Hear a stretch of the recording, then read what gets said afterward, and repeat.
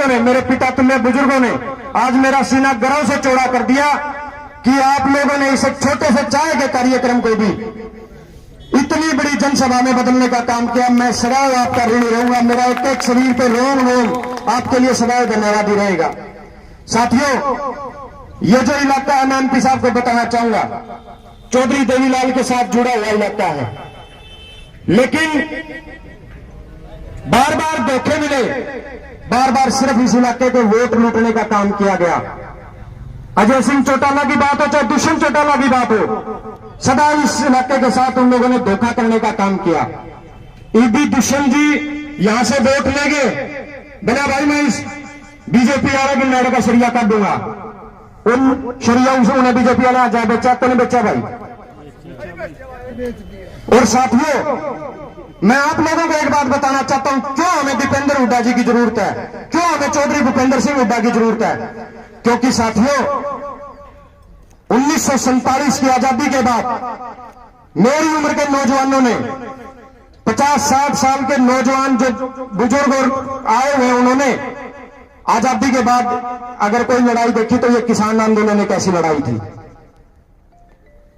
जिसमें 1 साल किसान को घर छोड़ के सड़क पे सोना पड़ा। लेकिन साथियों, 714 शहीदों की, 714 किसानों की शहादत हमें उनके बदले में देनी पड़ी।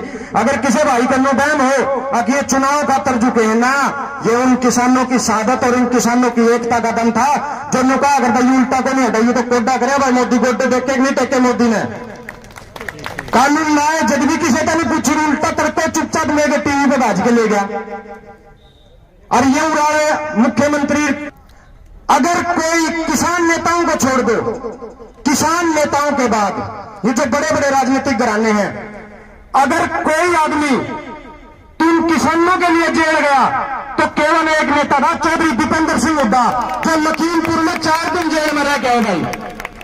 ये बात मैं सारे साथियों को इसलिए बता रहा हूं, आप सारी बातों को जानते हो क्योंकि आज सोशल मीडिया का जमाना है। लेकिन साथियों, ये बहुत बड़ी सच्चाई है जिसे हमें समझना पड़ेगा कि कौन हमारा सच्चा हितैषी है, कौन हमारा सच्चा साथी है। साथियों, उन किसानों के लिए अगर किसी की आंख में आंसू आए तो वो केवल और केवल चौधरी भूपेंद्र सिंह हुड्डा थे। अगर उनके लिए किसी का दिल रोया, किसी के दिल में दर्द हुआ तो वो दिल केवल और केवल चौधरी दीपेंद्र सिंह हुड्डा का दिल था। साथियों, और एक बात और साझा करना चाहता हूं साथियों, जब ये बुखार का, कोरोना का दौर लाने पीछे जो अप्रैल में जो दौर आया, हमारे अपने हल्के में भी बहुत सारी उस बीमारी से लड़ाइयां लड़नी पड़ी। एमपी साहब, खुद मेरे गांव से 80-85 लोग उस टाइम भगवान को प्यारे हो गए। सिसाई जैसे गांव बास छोड़ने की जरूरत है, दीपेंद्र जी के हाथ मजबूत करने की जरूरत है।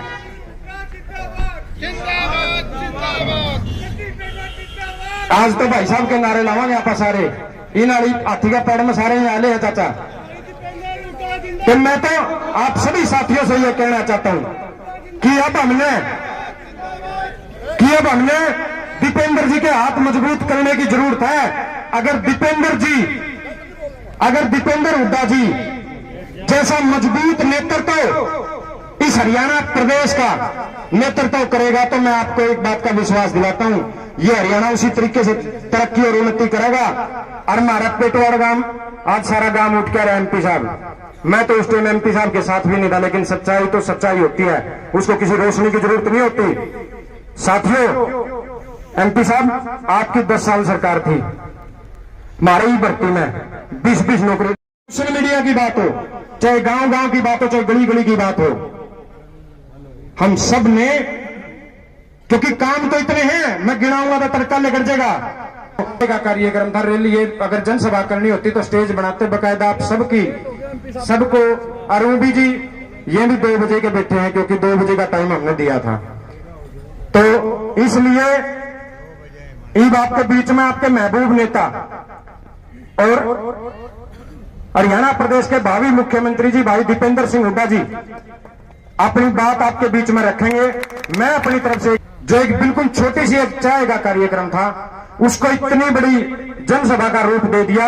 मैं, मेरा परिवार और मेरे पूरे साथी, पूरी टीम सदैव आपकी ऋणी रहेगी। आप सभी पहुंचे, आप सभी का बहुत बहुत धन्यवाद। नाम लिखा जाएगा, उसमें आपकी जीत हुई है। और उस जीत को साकार करने में अगर सबसे बड़ी आहुति दी गई, सबसे बड़ा योगदान रहा, तो मुझे गर्व है आज मैं इस इलाके में हूँ। हमारा इलाका पूरे देश में और ख़ास तौर पे हमारे बड़े बुजुर्ग नौजवान साथियों से भी ज़्यादा, जब कभी एक साल कभी मनोबल नौजवान साथियों का डगमग होता था तो हमारे बड़े बुजुर्गों ने वो कभी हौसला नहीं छोड़ा। तो मैं इस इलाके को, मुझे गर्व है कि इसी इलाके में मैंने जन्म लिया है और मुझे गर्व है इस इलाके पे। इस इलाके ने वो करके दिखाया जो देश के आज़ाद भारत के इतिहास में कभी नहीं हुआ, एक शांति प्रिय अनुशासित आंदोलन। और मैं नमन बारी बारी करता हूँ क्योंकि इतनी जानें चली गई, 700 के लगभग किसानों की जान चली गई। जब कोई अपना साथी धरने पे अपने दूसरे साथी का शव देखता होगा तो कितनी उसकी क्या स्थिति होगी उसकी, मगर फिर भी संयम नहीं खोया। शव वापस आते गए। अपने हलके में भी हम सिसाई गांव में गए, सिसाई गांव में बहुत अपने पूरे इलाके के अंदर, अभी बरोदे की बता रहा था भालू, बरोदे गांव की पहला शव बरोदे गांव में वापस आया था टिकरी बॉर्डर से, सिसाई गांव में टिकरी बॉर्डर से वापस आया, मिर्चपुर गांव में वहां से वापस आया। लेकिन ना तो शांति का रास्ता छोड़ा, ना संयम का रास्ता छोड़ा, जबकि सरकार की तरफ से जो बयान आ रहे थे, तिरस्कार किया जा रहा था, अपमान किया जा रहा था, ऐसे बयान आ रहे थे जो कि मैं समझता हूं कि ऐसी अग्नि परीक्षा आपने देनी पड़ी। मुख्यमंत्री जी कह रहे थे कि लठ ठालो, यही कहा था भाई, इन पे लठ ठालो। किसी संवैधानिक पद पे आप बैठे हैं और आप ऐसी बात कह रहे हैं कि लठ उठा लो इन पे, लेकिन किसान ने फिर भी शांति का रास्ता नहीं छोड़ा। एक एसडीएम कह रहे थे करनाल में कि भाई कोई बिना सर फूटे बचे नहीं, जबकि बस्तारा टोल पे बैठे थे। मुख्यमंत्री जी का प्रोग्राम उससे 20 किलोमीटर दूर करनाल में होना था, वो आराम से शांति से बैठे थे टोल पे, लेकिन उन पे लाठीचार्ज हुआ और एक सुशील काजल ग्राम के हमारे भाई की जान न्यौछावर हुई। मैं उनके परिवार में भी जाके आया था वहां पे कि ये सरकार अपने अहंकार में अगर किसान की आवाज कुचलने के लिए आपसे असंवैधानिक कार्य करने को आपको कहती है, सोच समझ के करना। सरकारें आनी जानी होती हैं, आपका नाम हम रिकॉर्ड में रखेंगे अगर आप ऐसी गलती आप करेंगे। उस दिन मैंने बात कही, लेकिन जो सरकार ने जो करना चाहिए, हमारे सांसद हैं, रोहतक से सांसद हैं, वो कैसे जीते हैं वो आप मुझसे ज्यादा आप जानते हो। तो मगर वो सांसद है, उन्होंने क्या बयान आया कि भाई क्या बोला उनने कि भाई आंख निकाल लेंगे, ये क्या था। वो डॉक्टर तो दांत काटन के हैं, काट आंख रहे हैं, काट दांत रहे हैं, लेकिन कहने का मतलब किसान को क्या कुछ नहीं कहा गया। लेकिन किसान ने, देश के किसान को मैं नमन करता हूँ, इस इलाके को मैं नमन करता हूँ। देश के किसान ने दिखाया कि शांति, अहिंसा और अनुशासन के रास्ते पर अगर चला जाए तो लक्ष्य कितना भी कठिन हो, कितना भी असंभव हो। और मैं तो एक और बात बता रहा हूँ कि ये लक्ष्य पूरा भी हुआ और मेरे जैसों को आज इस पे इतना गर्व हुआ, क्योंकि जब मैं देश की संसद में जाता था, जब संसद के अंदर जाते थे तो वहां 15 सांसद हैं हरियाणा से, 15 में से 14 सांसद भाजपा बीजेपी के, 10 लोकसभा के और 5 राज्यसभा के, 14 सांसद बीजेपी के हैं। एक विपक्ष में अकेले मेरा नंबर आ रहा है। पिछली बार विपक्ष में 2-3 थे, अब वो एक यहाँ से हिसार से ही थे पिछली बार विपक्ष में, बाकी भी पिछली बार बीजेपी के थे, वो भी उनके साथ मिल गए। तो विपक्ष में हमने पिछली बार भी लड़ाई लड़ी, इस बार भी लड़ रहे हैं विपक्ष में, वहाँ लड़ाई 14 बीजेपी के।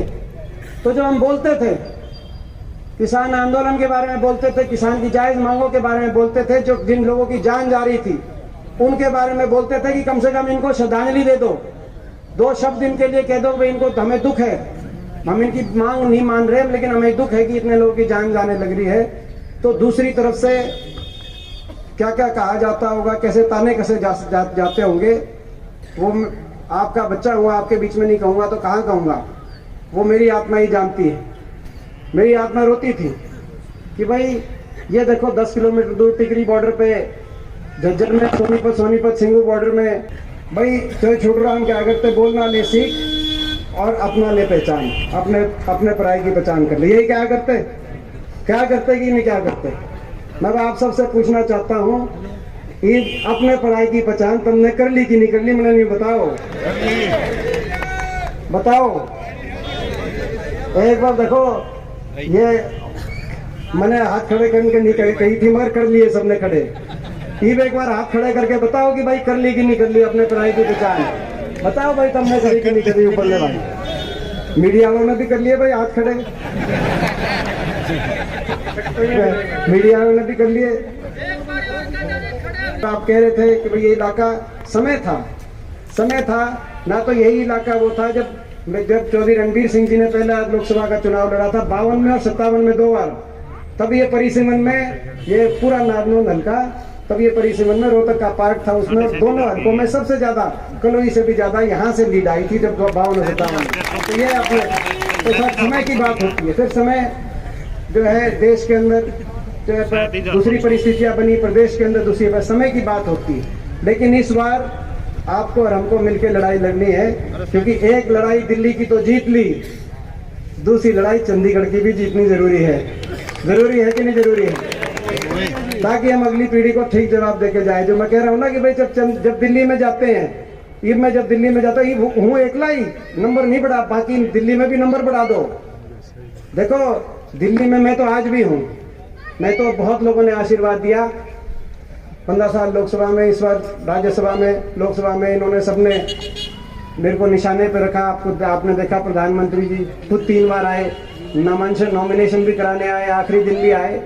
शाम दाम दंड भेद जो प्रयोग किया, और उसके बाद जब गिनती चली, देश के सारे रिजल्ट दोपहर को आ गए थे, लेकिन रात को 4 बजे रात के अंधेरे में और फौज के पहरे में रोहतक में नतीजा कैसे आया, या तो मेरी आत्मा जानती है, इनकी आत्मा जानती है। लेकिन कोई बात नहीं, लड़ाई लड़ी तो कोई अफसोस नहीं है, लड़ाई लड़ेंगे तो भाई।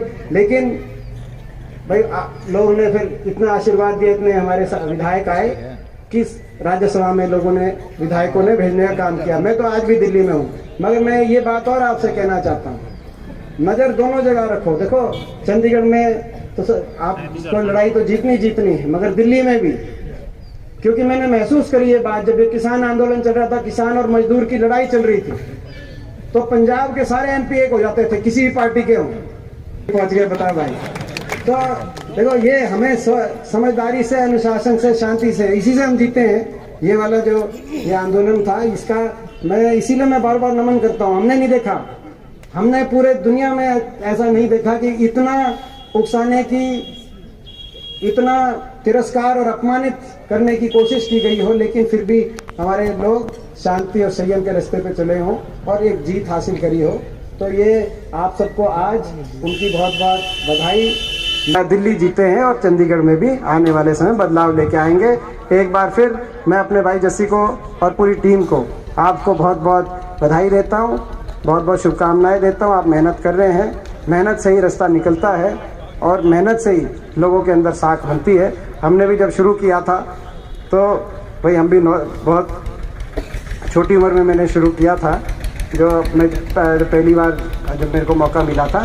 ये सारे जो खड़े हैं ये बताएंगे ये कि भाई 365 के 365 दिन रात को कभी 1 बजे कभी 2 बजे घर वाले भी कति न्यू कहने हो रहे थे कि तने काटेंगे, तो अपना तो नहीं टिकता। लेकिन मेहनत करनी पड़ती है, मेहनत के रास्ते पे चलो, ईमानदारी के रास्ते पे चलो और नरमाई के रास्ते पे चलो और शराफत के रास्ते पे चलो। रास्ता नरमाई में और शराफत में लोग कहते हैं इसका नुकसान भी बहुत है, नुकसान नरमाई का, शराफत का नुकसान भी बहुत है, लेकिन रास्ते भी नरमाई और शराफत के रास्ते पे ही जो है उसकी ताकत भी बहुत है।